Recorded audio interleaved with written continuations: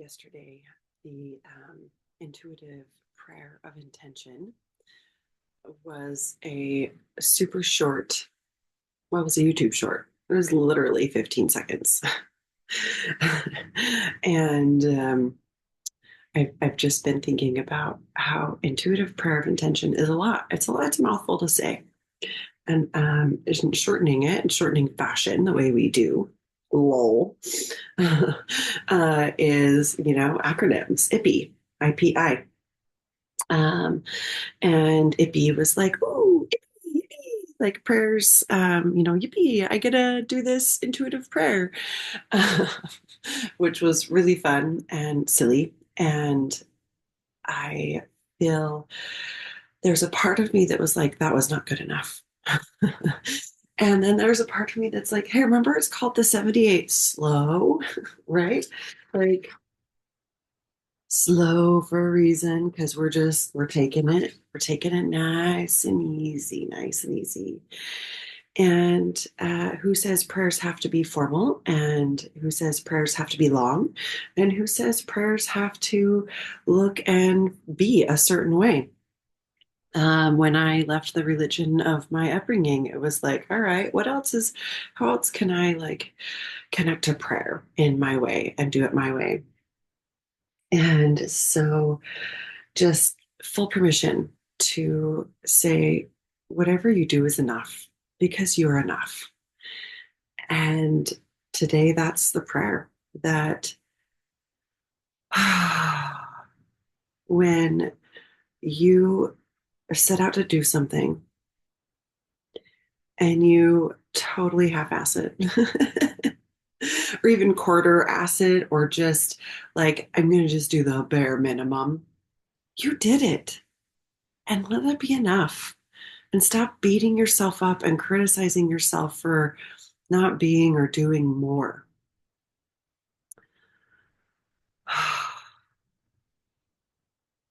Letting go of that inner critic that wants to find fault, the part of you that feels like it's never enough, even if you did give 100%.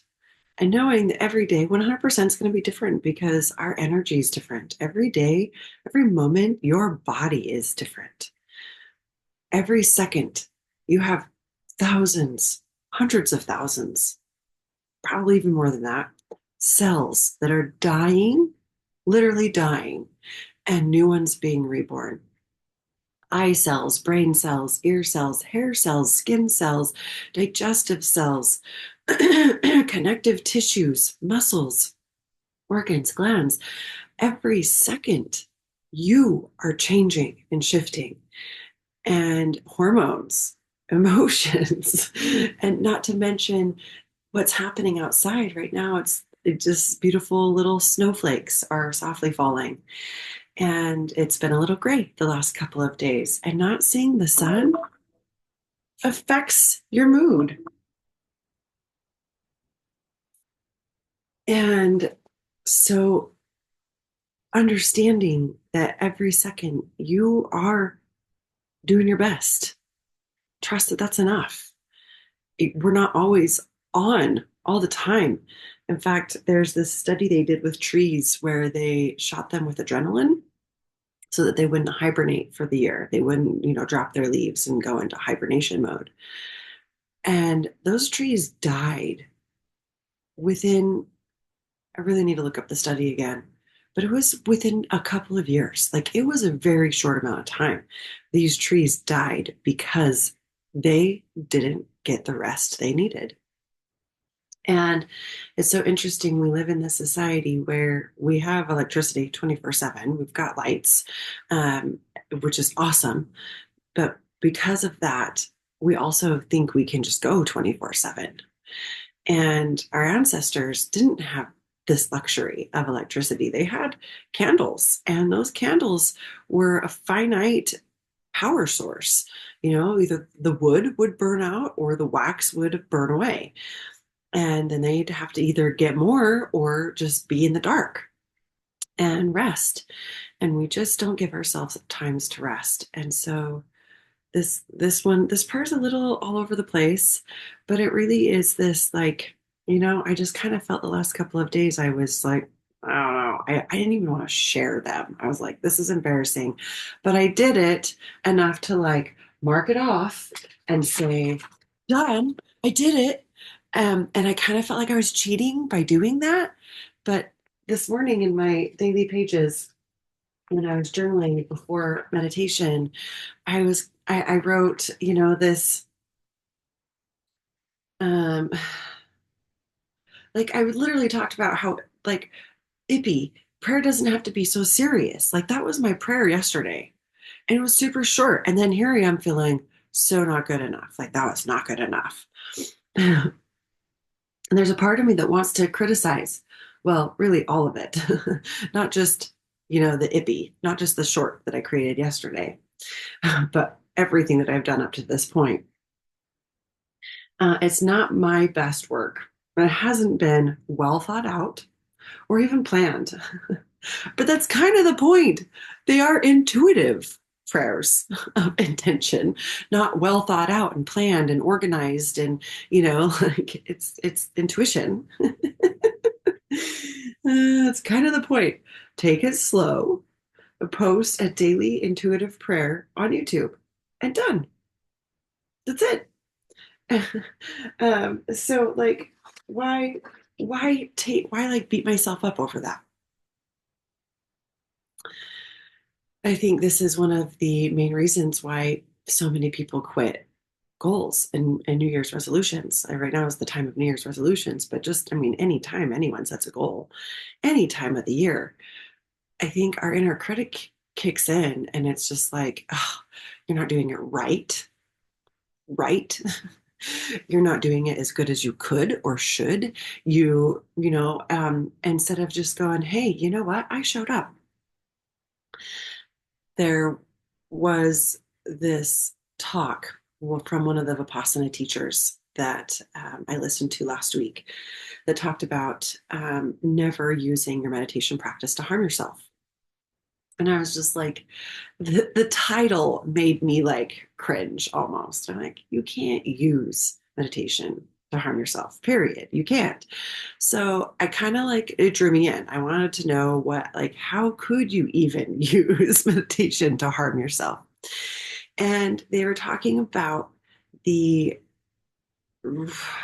in my words, the rules and structures of meditation. Vipassana, their suggestion for home practice is practicing an hour in the morning and an hour in the evening, sitting in silence and practicing your anapana and vipassana and metta. And I have not done a 2 hour a day sit since I've come home from the vipassana. And I kind of resisted and rebelled. And if you watch my Vipassana versus Reiki controversy, you'll kind of understand why. But I also know that I was also resisting my normal practice. I have a very solid practice. I practice every morning meditation in the Sacred Intuition Society, 5 a.m. Monday through Friday. I'm sitting, and you can join me if you'd like. But I was just really struggling since the Vipassana, and I was doing other things. I wasn't actually meditating. I was doing, pulling my cards, doing my year forecast.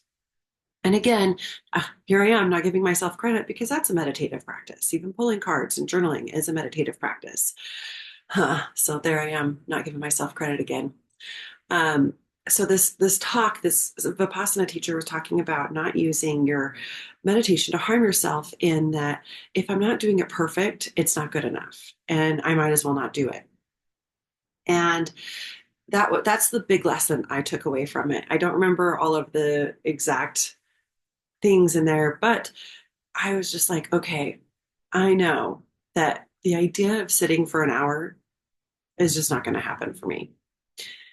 I mean, I do it every morning at 5 a.m., right? In my school, but like twice a day. And even the 5 a.m., right? There's a couple of minutes of chitter chatter at the beginning where we're setting our intention and sharing how we feel. And then the last 10 minutes is this, let's wrap up what showed up for you, any inspiration or ahas or insights, or how can we support you? What are you needing help with?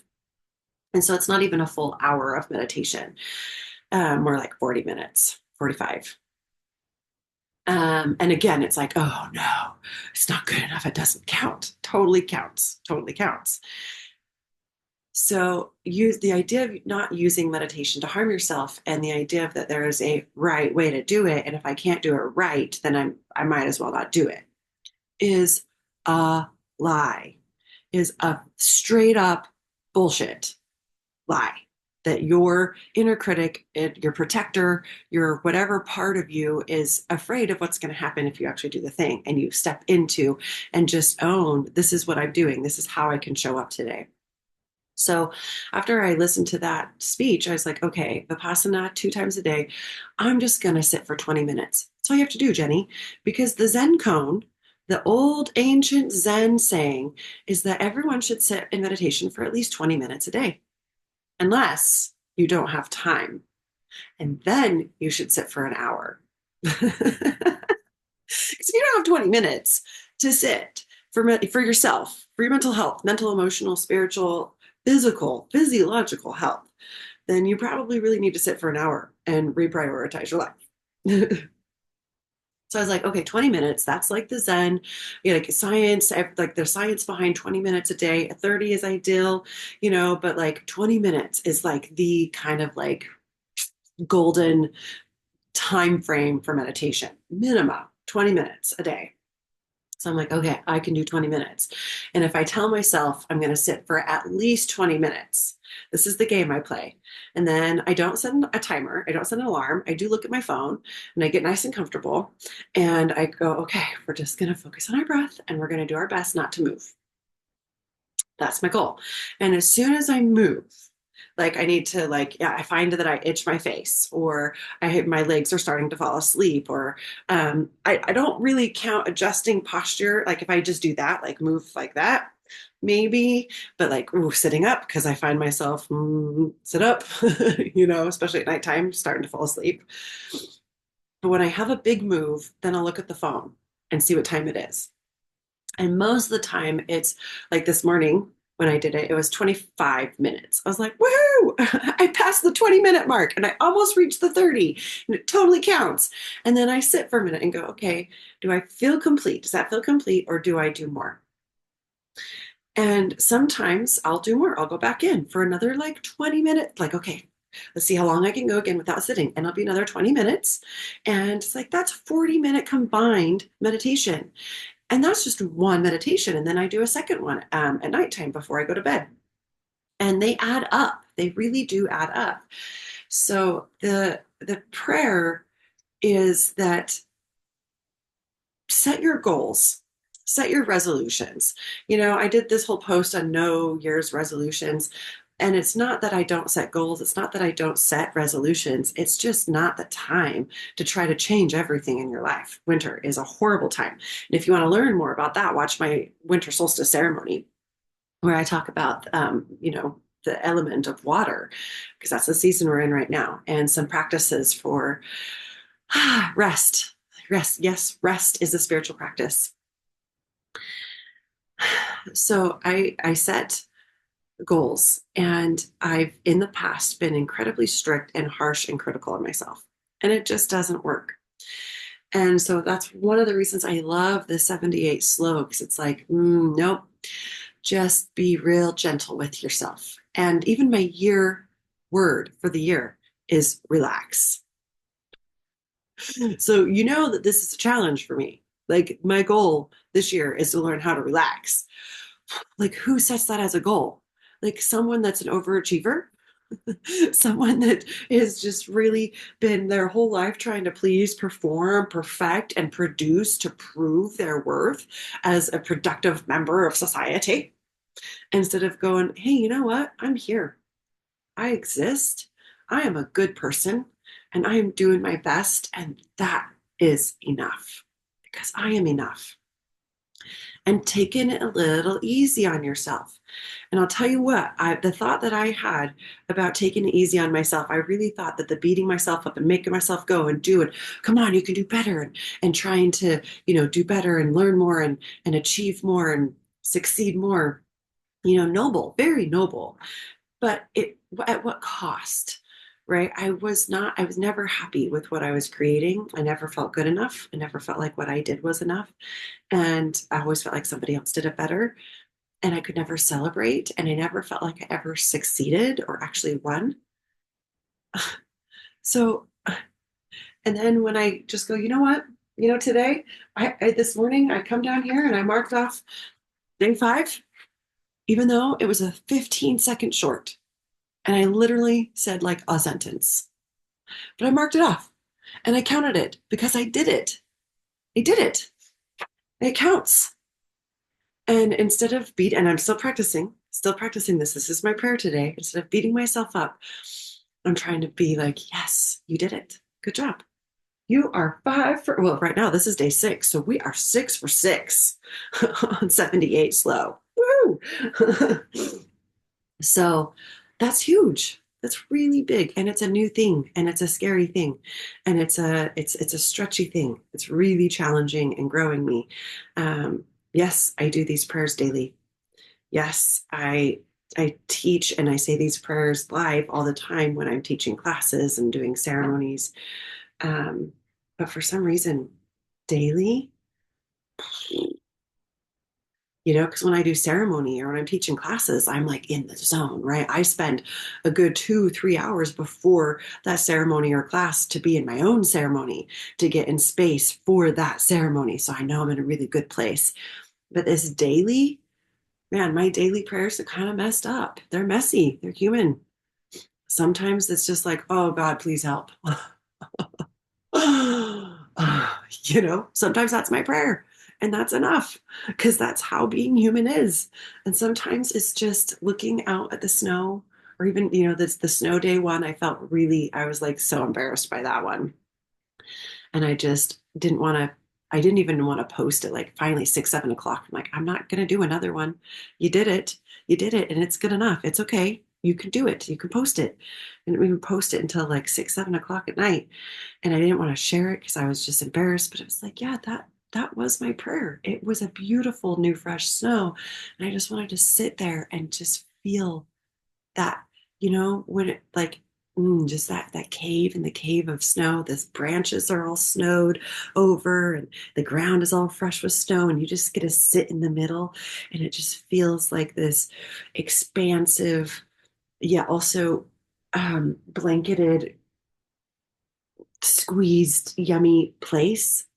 And there's not words. There really aren't words. Like here I'm trying to find words and I couldn't. And when I was in the snow, I couldn't. And it felt dumb. But I was like, no, that was good enough. Because sometimes prayers can't be spoken too, and they come from the heart. So know that whatever you do is enough. And if you don't have 20 minutes to sit in meditation, start with 2. Can you sit for 2 minutes, right? And just focus on your breath for 2 minutes. And then after 2 minutes, can you sit a little bit longer? Just play a game with yourself. And if not, the timer goes off at 2 minutes, get up and be done. And be like, yes, I did it. Good job. And I find that tracking really does help. Tracking really, really does help. And journaling your thoughts and feelings to watch what's going on. And those are all things that we do in the Sacred Intuition Society. If you would like to join a community of people committed to honing their intuition, their intuitive gifts, and going, it's enough. I am enough. Love you. Have a beautiful day.